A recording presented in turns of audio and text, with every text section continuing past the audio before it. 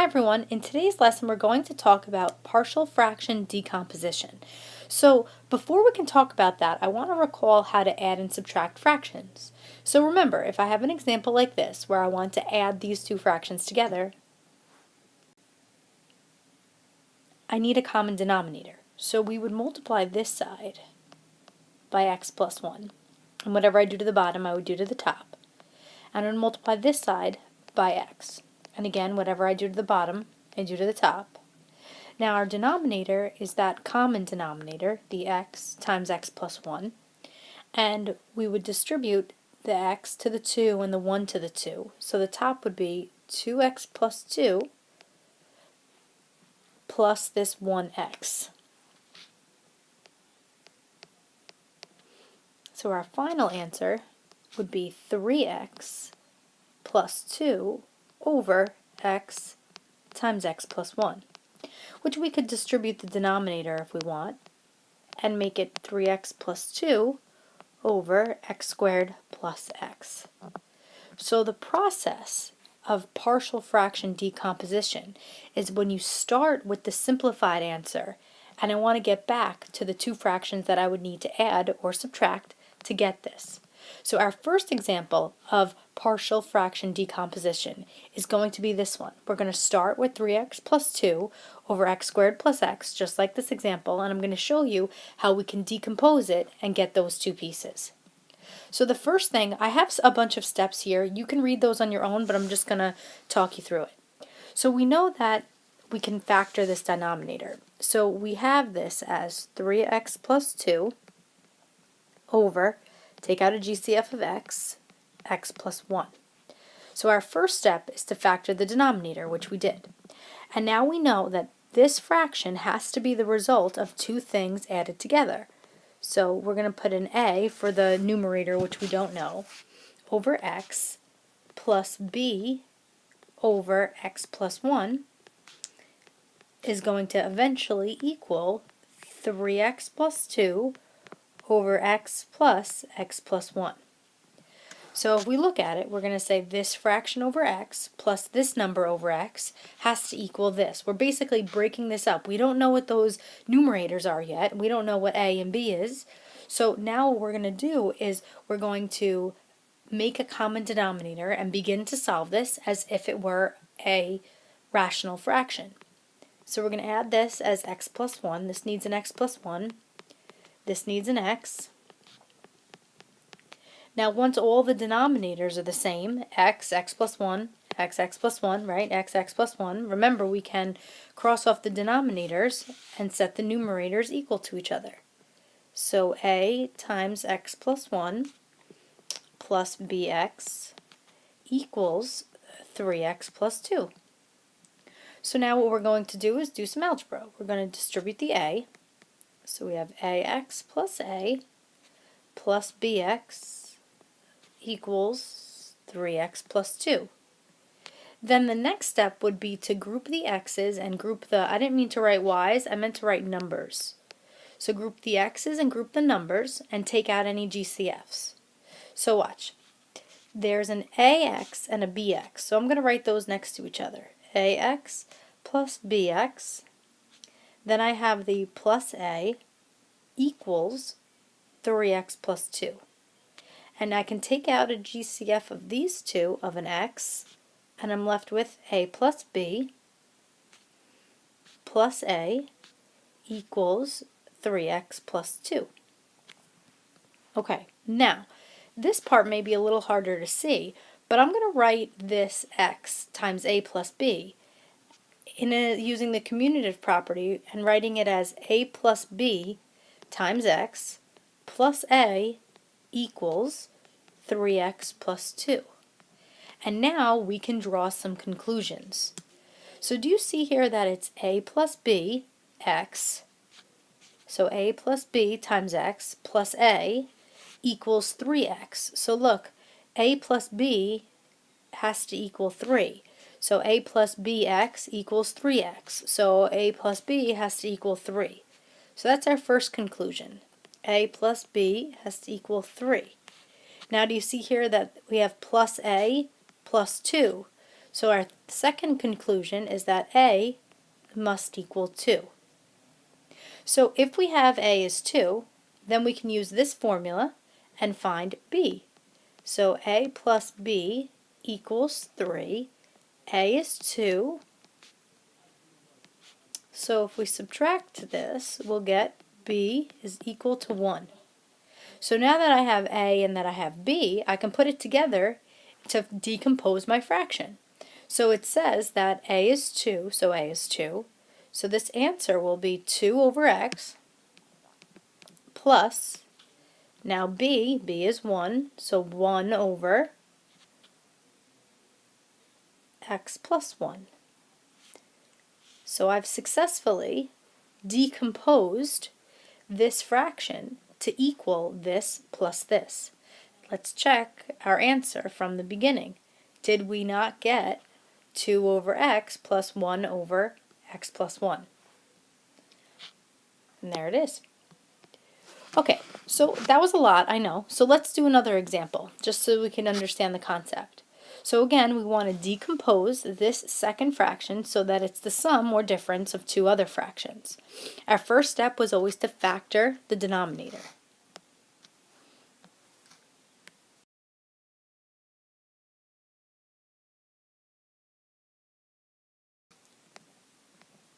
Now the method we can use here is guess and test. So 2x and x. Now we want to find factors of 3 that when we do guess and test, they'll add up to -5. So I'm going to just test 3 here and 1 here. And I think this needs a negative and this would need a positive.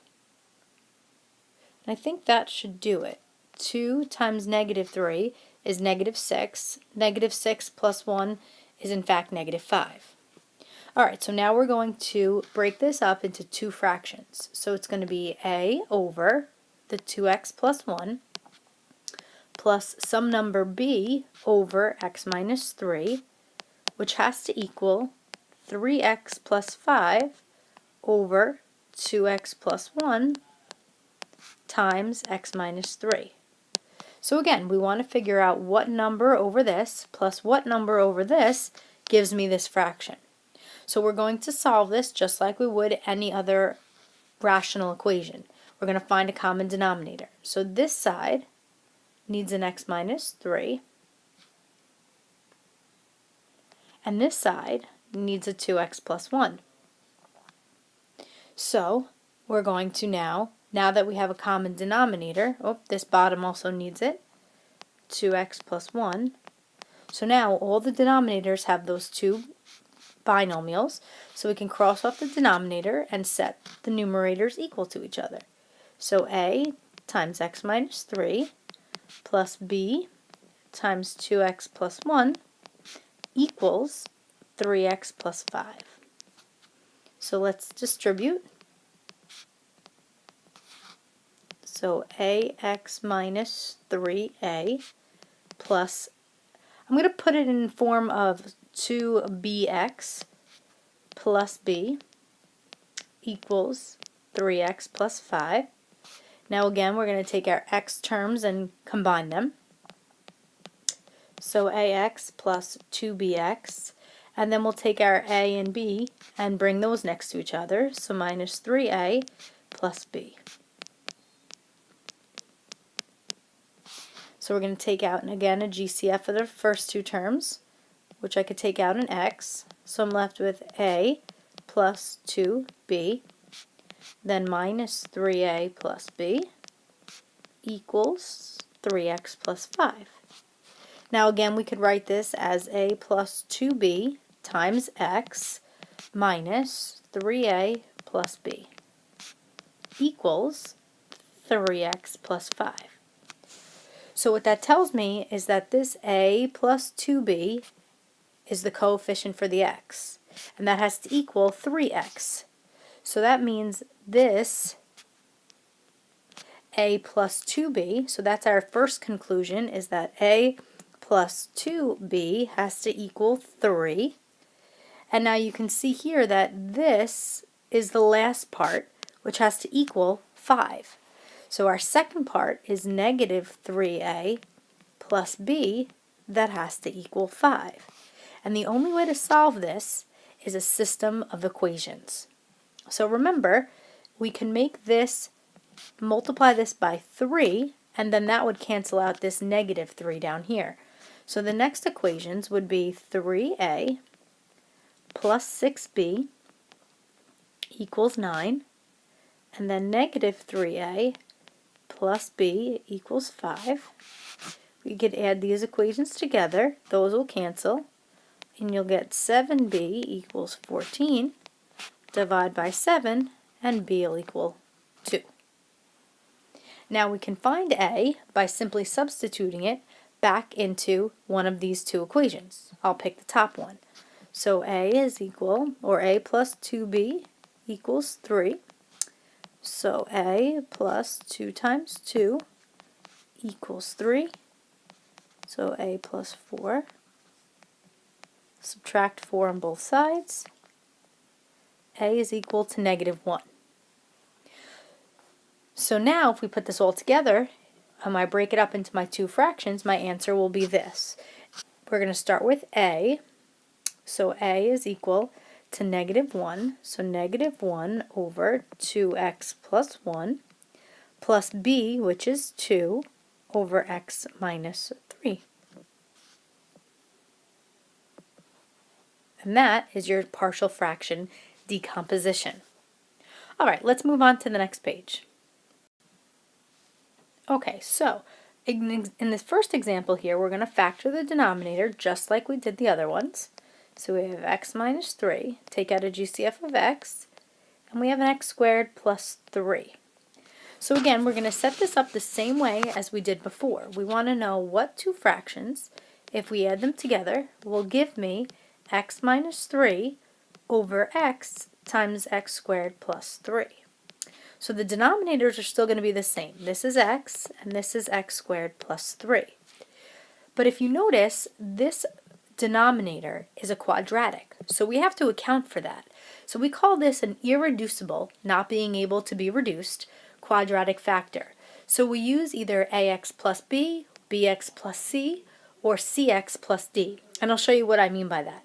So we use a when it's over, or b, whatever, a when it's over a linear factor. And then when it's over a quadratic factor, we just have to make it, so the next letter would be b, so we just account for it by putting a bx plus c. Okay, so that's how we set that up. And we go ahead just like normal now. We find a common denominator. This needs an x, and this needs an x squared plus 3. And then we can cross out the denominator and set the numerators equal to each other. So a times x squared plus 3 plus x times bx plus c equals x minus 3. So we can distribute ax squared plus 3a plus bx squared plus cx equals x minus 3, and combine any like terms. So these two can go together. So ax squared plus bx squared. And then the most common term should be cx. That would make sense because we have to get it into the form of x squared plus cx plus d. So the next thing would be plus 3a equals x minus 3. We could take out a GCF of x squared.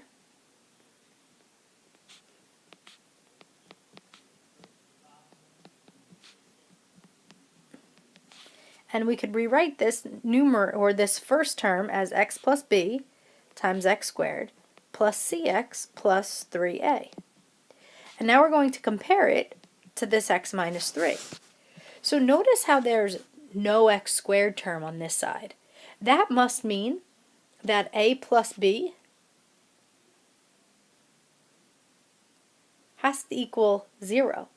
Because technically there's like a 0x squared here, so we could write this as 0x squared plus x minus 3, if we want to. So that would mean my next conclusion is that cx has to equal 1x. You know what I mean? So cx has to equal 1, or excuse me, it should just be c. So c equals 1. And then 3a has to equal negative 3. So 3a has to equal this negative 3 that's here. So now our conclusion that we can make from this is we could solve this equation here. Whoops. This one right here. 3a equals negative 3, divide by 3, and a has to equal negative 1. Okay, so that should tell us what we could do to find b now. So it says a plus b must equal 0. So if a is negative 1, then b we're going to find. So if we add 1 on both sides, b should equal 1. And we already have c, so now we can put it all together for our equation. So a is negative 1, so negative 1 over x, plus b, which is 1x, plus c, which is 1, all over x squared plus 3. This should be my partial fraction decomposition. Alright, why don't you see if you can try the second problem, this problem right here, for homework. And we'll go over that tomorrow in class. Alright, have a good night.